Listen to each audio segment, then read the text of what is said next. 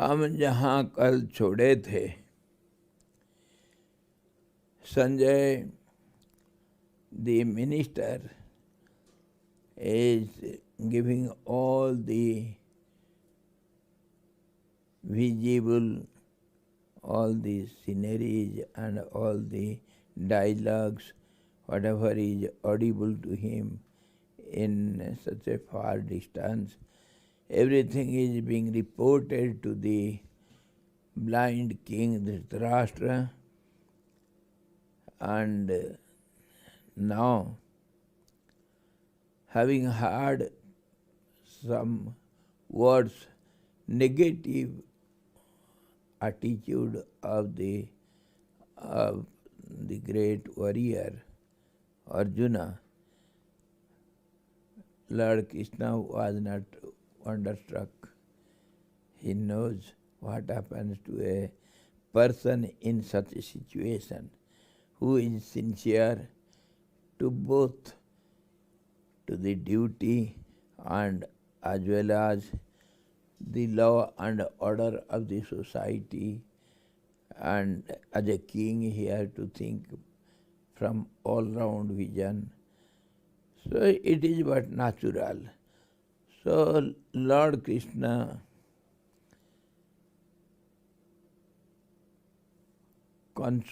he is trying to explain the situation and the mental condition of Arjuna. He could understand very well, and he is explaining how Arjuna was contradictory to himself. He himself was telling something and meaning something else.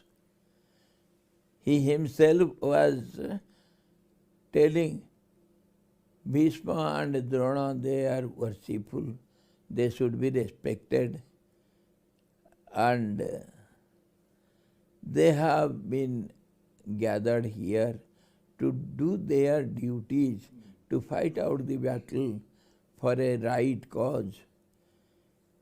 And Arjuna is telling, no, if we fight out the battle, we will be the cause for the disharmony in the society.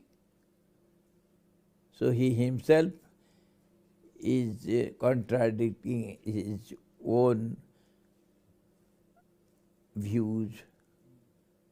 That means Drona and Bhishma, they are not doing the right thing.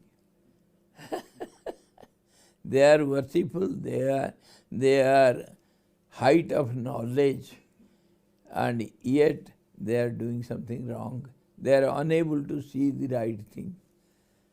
So this is how Lord Krishna just catches the nerve.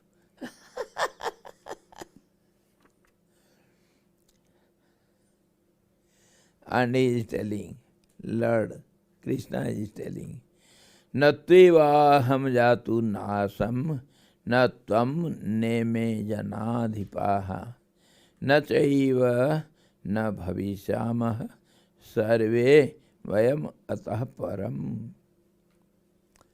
O Arjuna, you are not able to see the reality. The self is immortal. And the bodies, of course, that bodies have to appear and disappear, and how the nature plays its role, birth and death, and all these go on according to the force of the nature. But here you are nothing. You are not at all responsible, or you are not cause for anything.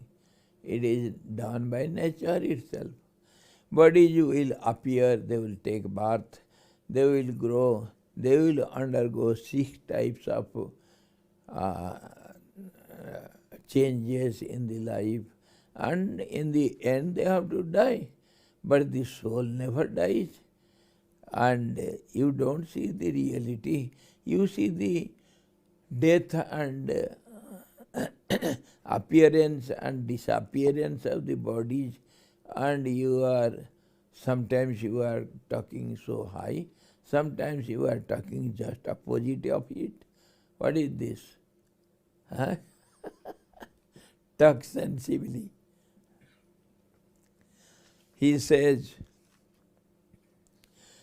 nor at any time indeed was I not, nor thou, nor these rulers of men, nor verily shall we ever see to be hereafter.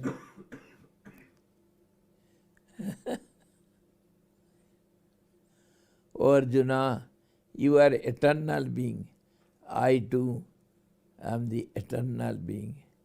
We have no birth, no death. So also is the case of all these who are standing before you. It is a drama going on. Try to understand.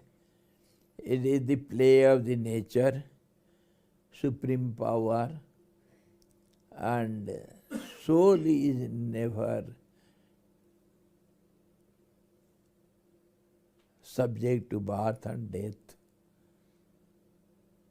In the past, before this time, we were not absent any time. We were there.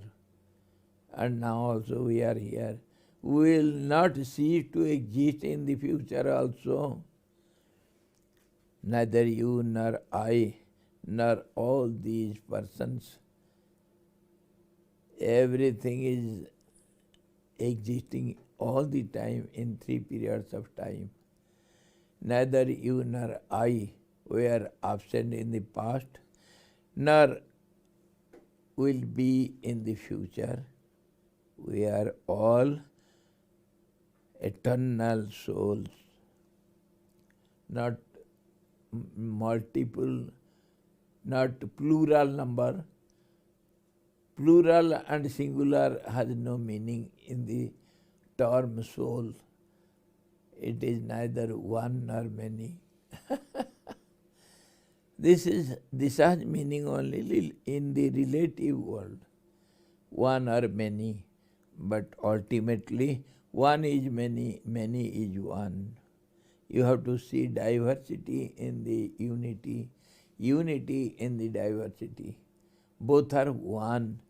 It is only 2 different angles of seeing it. Lord Krishna speaks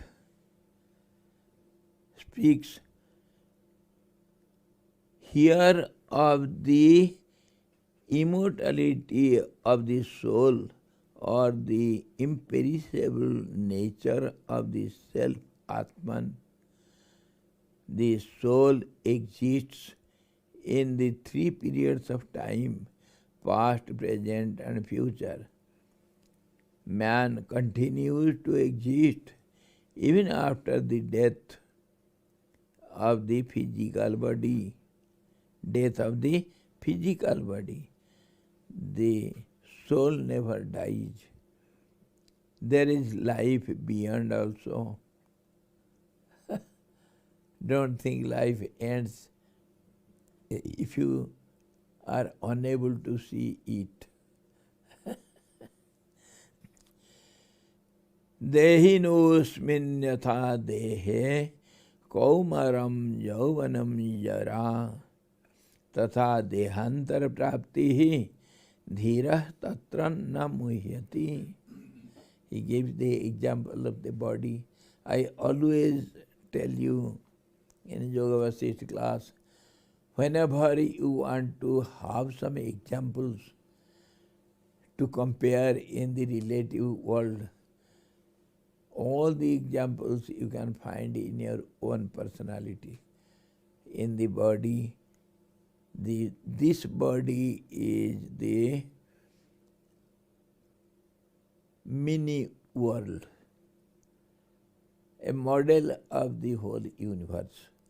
So whatever examples you want to take, you can find it in your body.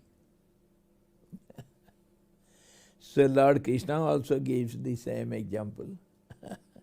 Oh Arjuna, look at your body, your life, so-called visible life. Dehi nosmini yatha dehe. A bodied person who has got a body, in this body he undergoes changes. He becomes a child, he becomes a young boy, and then he attains youth, and then he becomes slowly old. In this way, Dehantar Praptihi. So in the same way, it goes beyond this body also.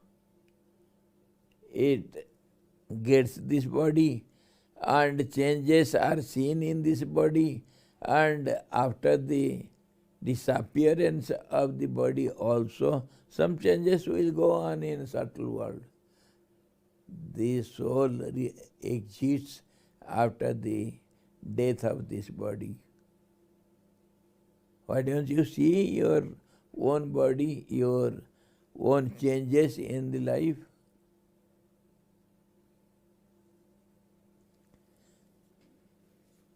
Just as in this body, the embodied soul passes into childhood, youth, and old age, so also does it pass into another body, the form man. The form man does not grieve thereat. A man of understanding never grieves, never weeps for the person for its death. Death is a changing phase. Understand it. Just as there is no interruption in the passing of childhood into youth and youth into old age in this body, so also there is no interruption by death in the continuity of the ego. Ego is ever with the soul, I am. This is called the inner soul, with a subtle body made by 4 aspects.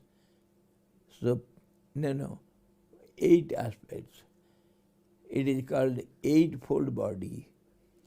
Puryastak, a body composed by 8 objects, subtle objects. So it is called eightfold body. Puri Astak Puryastak. It is composed by 8 things. And it is a subtle body. And the soul uses that subtle body while in the gross body, and while the gross body perishes, it undergoes some other subtle changes in the subtle body. So a man of understanding should not grieve at it. It is certainly not born again at the beginning of the second stage. When the child grows young, is there any change in the soul or I? I was a small child. I was young sometimes. Was there any change in the I? The ego remains the same. Now I have become old. So I is always there. Similarly, after the death of this body, I will go under, it will undergo some other phases, some changes. So why should one grieve at it. When this was born, it was small child. When it attained youth, was there any change? Just as the self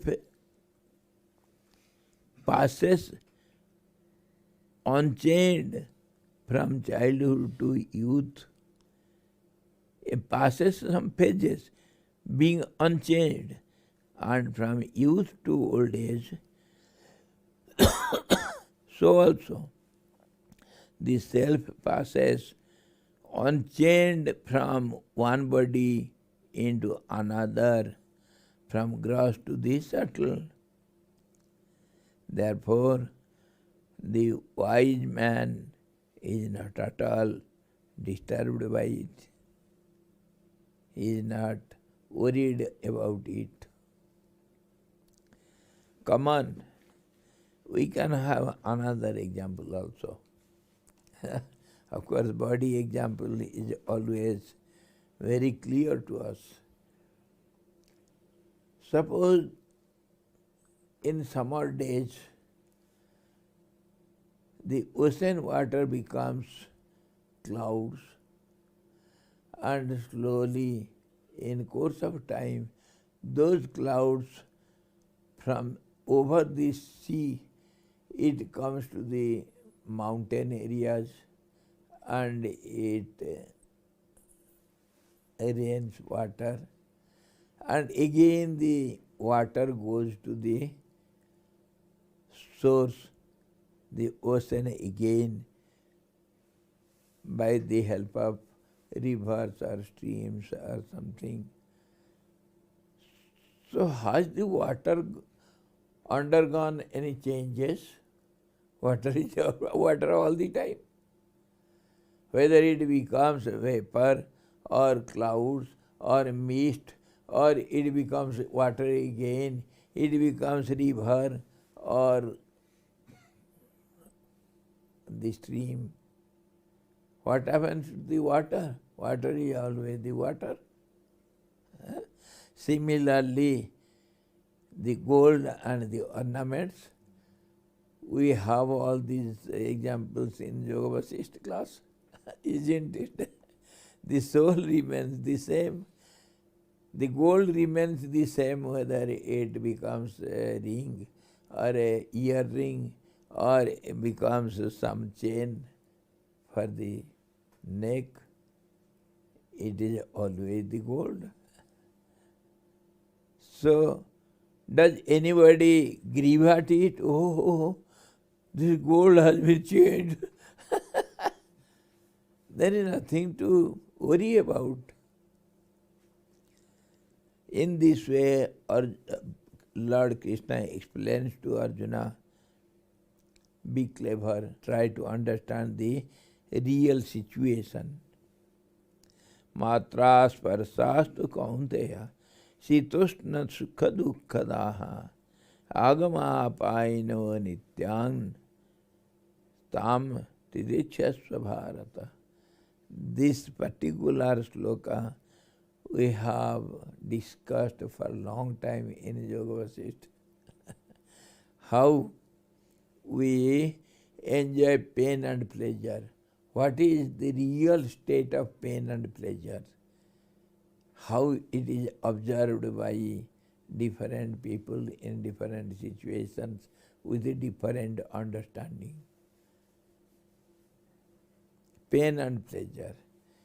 Agama matra sparsastu kaunteya sitoshna sukha dukkadaha. Agama paino anityam stam tidikshasva bharata. Try to bear all these pain and pleasure. They are not permanent. As a person perceives and as he takes it as his own, accepts it, and it enjoys the pain or pleasure and it is the work of the thought waves and the senses. They go out and they get related, or they get nearness, they get close, attached to the object of the sense, and they come back. Don't forget the principle of perception, how one perceives the sense objects. So this is what Lord Krishna explains to Arjuna. All these happens by the nature and by the senses and by the thought waves, by the mind, and it is temporary. It doesn't exist for long. This whole world is a cycle. Cycles under the cycles, within the cycles, outside the cycles. Everything goes in a cycle, the world cycle. So everything repeats again and again. This pain, if you at all you are feeling pain, it is temporarily experienced and it will be changed into pleasure, and pleasure also will be changed into pain. It goes on. And how it happens, that the process, the analytical process, Lord Krishna explains to Arjuna. Contacts of senses with objects, that contact of the senses with the objects, still in a subtle analytical way, the thought waves, when the senses act, say the sense of eye, the thoughts, they go through the window of the eyes and they have to have contact with the forms, and then they will come back bringing some information of the sense objects, from the forms. From the forms, they will go near it, they will touch it, and then come back. If this process goes on repeatedly, then you create some attachment for this sense subject, and that gives you pleasure or pain. Whatever is habituatedly seen by the eyes, that becomes pleasant, and whatever is not habituated, that becomes painful. That's all. Pain and pleasures are the mental waves only. And it happens by the contact of the senses with the sense objects. This is the theory of perception. So, you must understand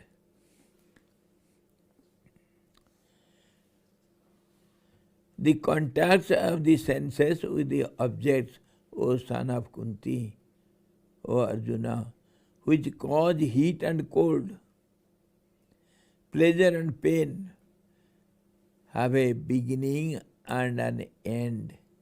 That means it goes on in a cycle. If the pleasure is there, there will be pain. If the pain is there, there will be pleasure. So, it has got end. They are impermanent. Endure them bravely, O Arjuna. They will come and go every now and then.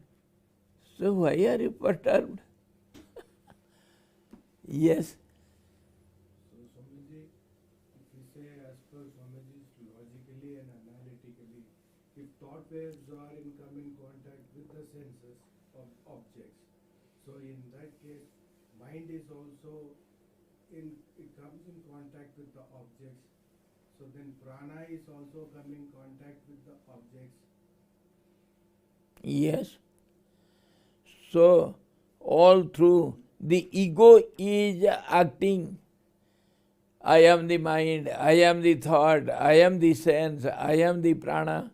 So, ego, that's how he mentioned the word ego. Ego also passes different phases of this physical body and subtle body also. It is not the soul actually, it is the ego with the soul, I. That is what we always consider, kill this ego.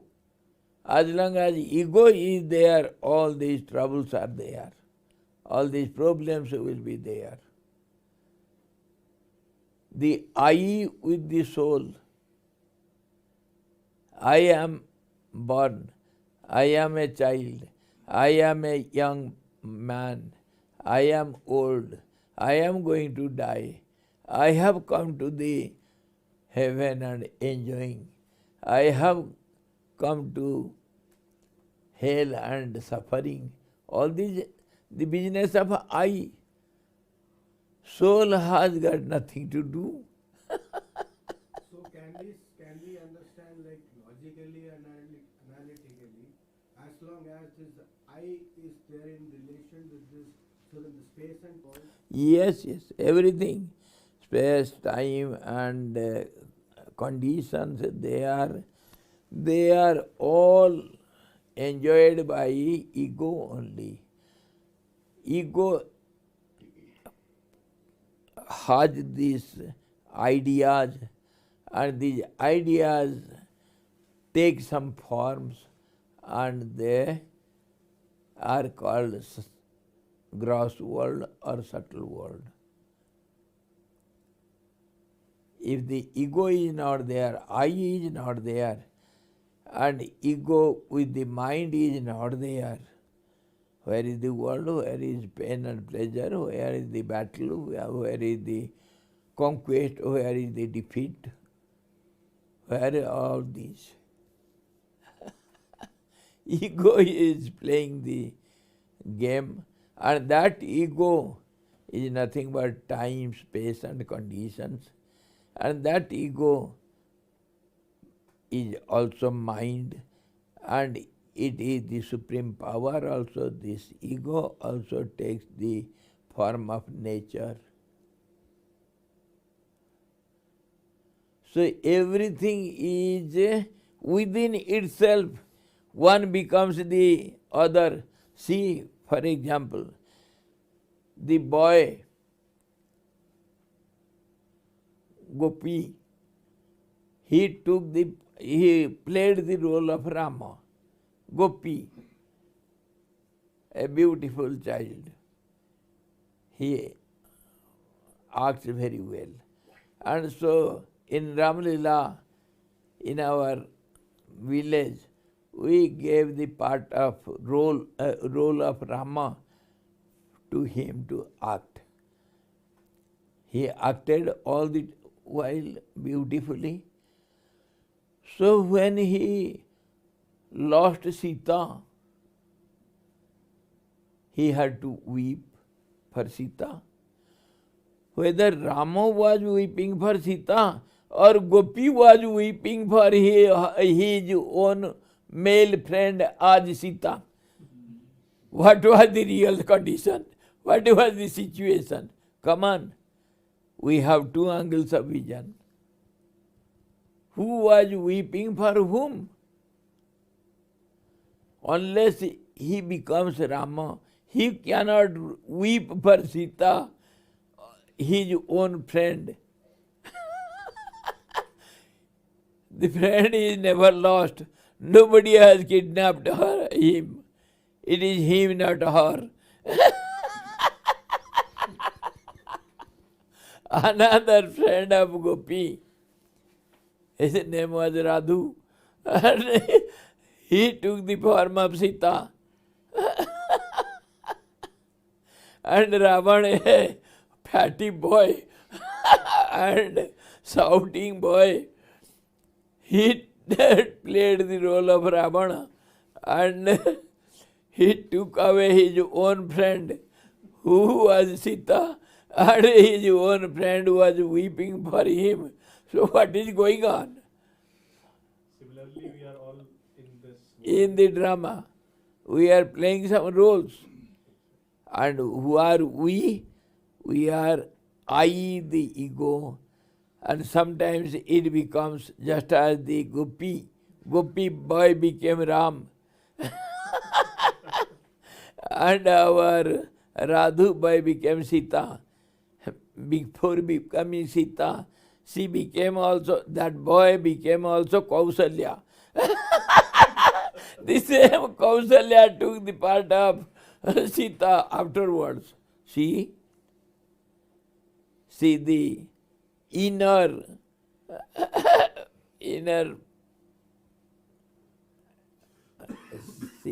view and how we enjoy it, because we know the truth. The inner story we know. It is all drama. Nobody wept for anyone. So this is how the soul is eternal, and ego, mind and all these senses, forced by the law of nature, action and reaction, and changes, and this pleasure and pain. So can we say, as like for logical value, we can keep for ego as relative. So as long as ego is introduced, relativeness always is introduced. Always exists.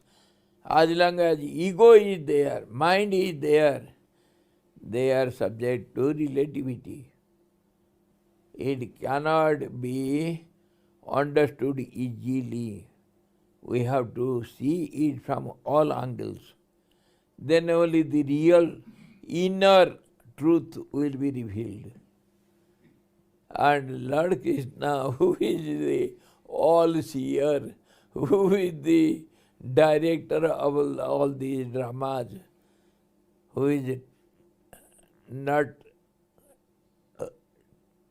acting some role, but he is now taking part of the seer, and at the time of need he adjusts the screws.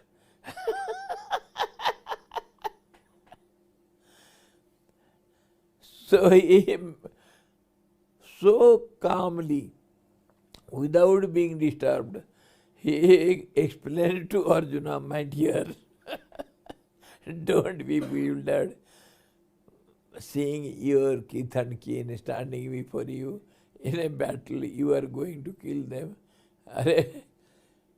Just be an actor, I am the director.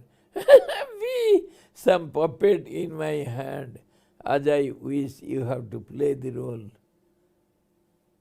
Have you forgotten the real story?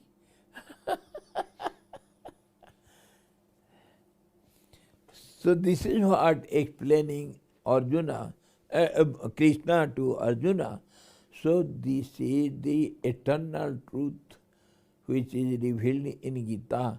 Everybody should understand this, and practically, if this is understood and accepted in the day-to-day life, where are the problems?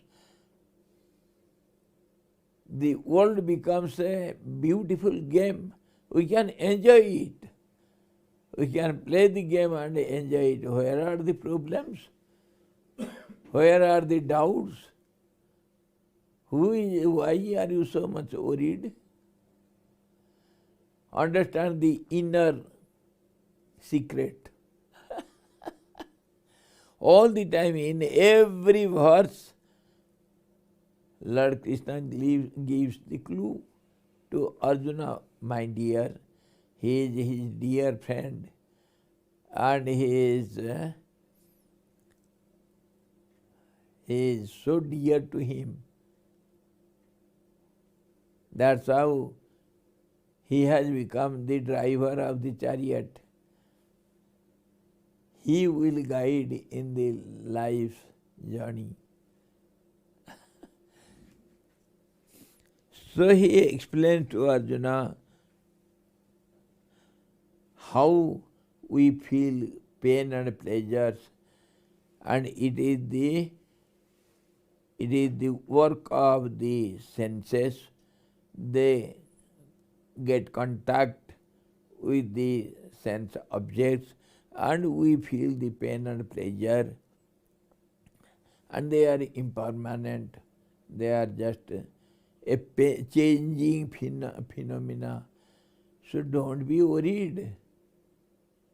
Even this will pass away. Gurudev used to sing, even this will pass away. If you can believe it, everything passes away. So where is the problem? Your so difficult problem at present will be a solution tomorrow. So there is no cause for worrying or grieving at something. He explains, cold is pleasant at one time and painful at another time. See the analytical study of pain and pleasure. The same, now we are feeling cold and we are using the heater. Will you use the heater in midday June, summer midday? Here itself in Uttarkasi, we have to use the fan, not the heater. So this same heater becomes pleasant now and painful in hot summer midday, isn't it? So same thing becomes giver of pain and some giver of pleasure at other time. So how can you understand it is a object of pain or pleasure? Everything changes according to the time, situations and conditions. Place the same heater, it will be used at Gomukh even in hot summer days. It is always cold there in snowy region. And now this heater is painful at South India or in Australia. Australia, it is now summer, ending summer, isn't it? So how can you say it is cause for pain or pleasure? It is temporary, it goes on changing in cycle. So don't give importance to all these changing phenomena. Time is gone. Cold is pleasant at one time and painful at another. Heat is pleasant in winter but painful in summer. The same object that gives pleasure at one time gives pain at another time. So the sense contacts. He is not talking of the theory of perception. Now directly contact of the senses with the object. It also conditioned by time and space.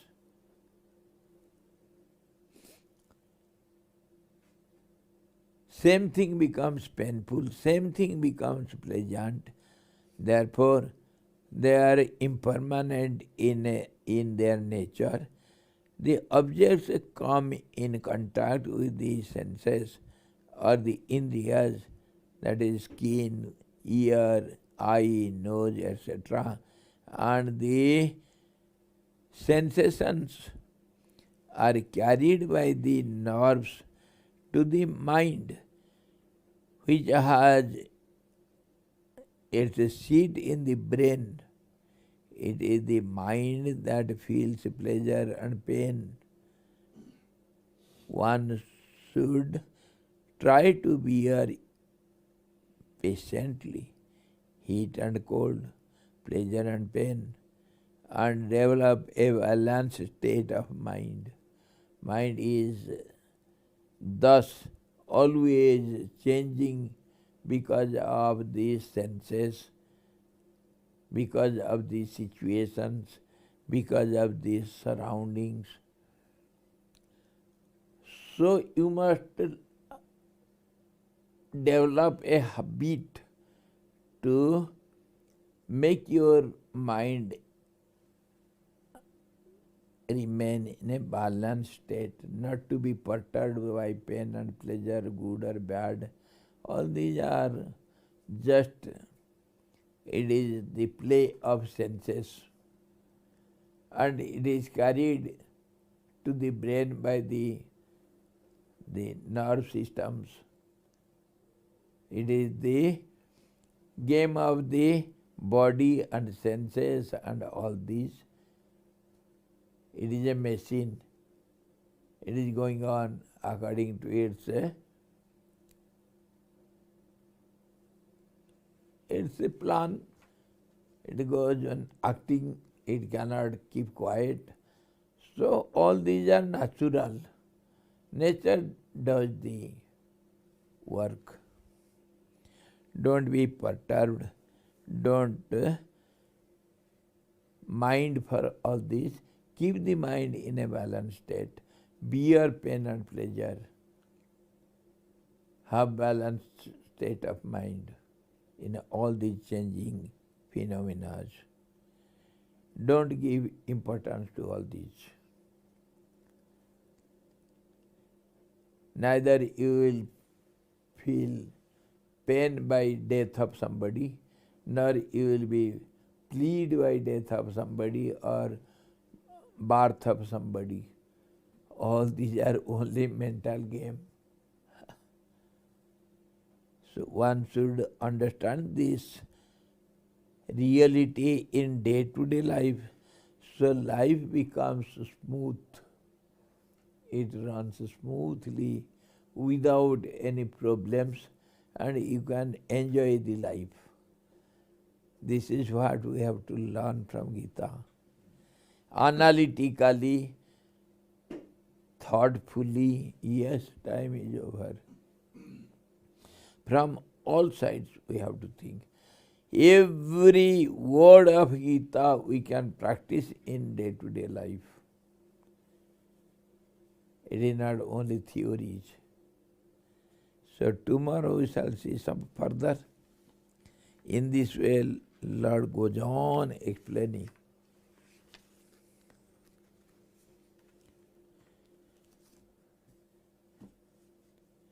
Hari Om Purnamadaha Purnamidam Purnada Purnamudachyate Purnasya Purnamadaya Purnamevamashishate. Om Shanti Shanti Shanti. Sadguru Bhagavan ki jai. Krishna Bhagavan ki jai. Gita Mata ki jai.